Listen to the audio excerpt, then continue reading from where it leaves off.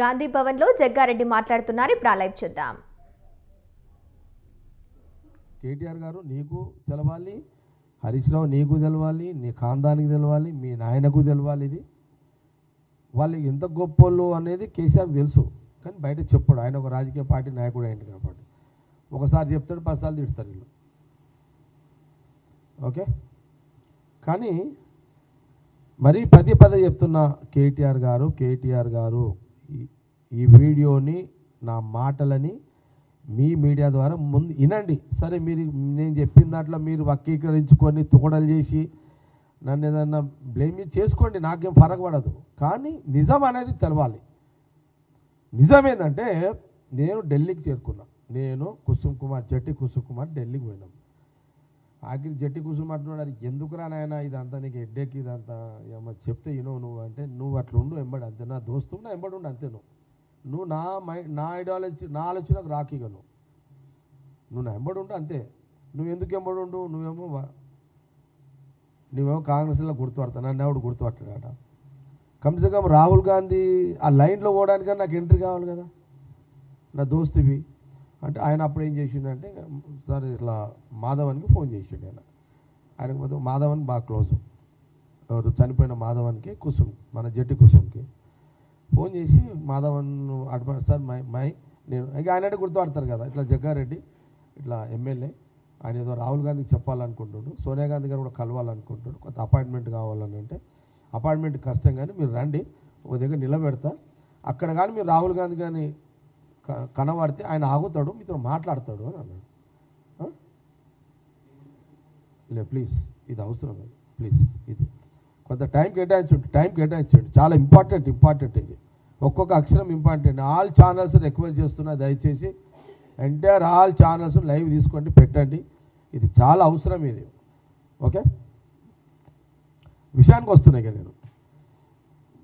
నేను అక్కడ ఒక దగ్గర, నేను జట్టి కుసుమ్ కుమార్ అక్కడ నిలబడ్డాం, సోనియా గాంధీ గారి ఇంట్లో ఒక దగ్గర నిలబడంగానే అట్లా పోతుంటే, సబ్ ఈ తెలంగాణ సే ఆయే ఆప్సే మిల్నా చారే అని అక్కడున్న మాధవన్ పరిచయం చేయించాడు. ఆయన ఒక సెకండ్ ఆగాడు. ఒక సెకండ్ ఆగినప్పుడు నేను ఒకటే చెప్పేసిన రాహుల్ గాంధీ, రాहुल जी मैं एक एडवाइस देने के लिए आया.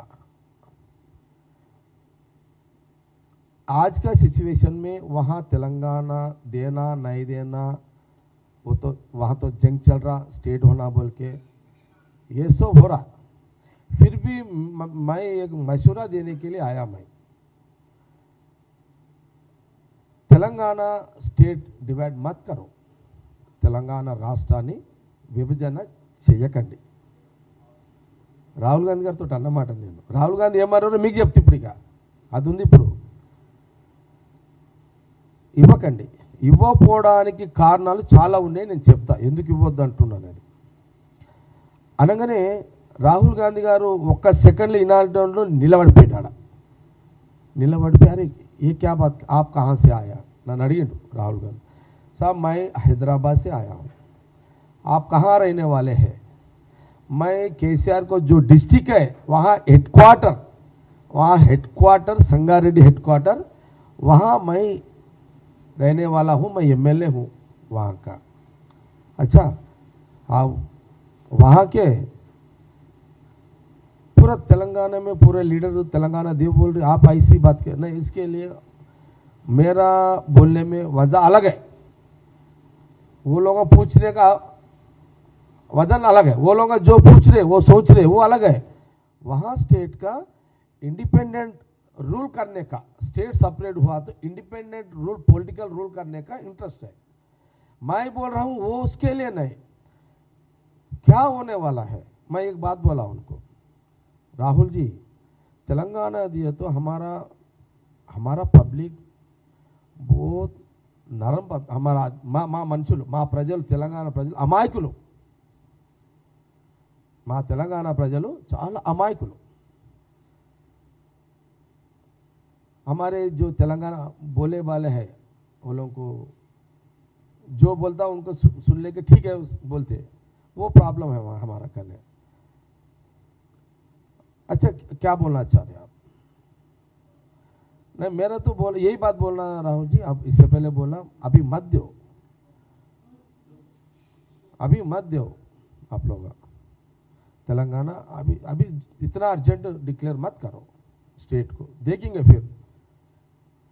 ऐसा मैं बोला उनको, राहुल जी को, वहां मेरे से राहुल जी 10 मिनट बात करे मेरे से, 10 मिनट्स मेरे को टाइम दिया वहां।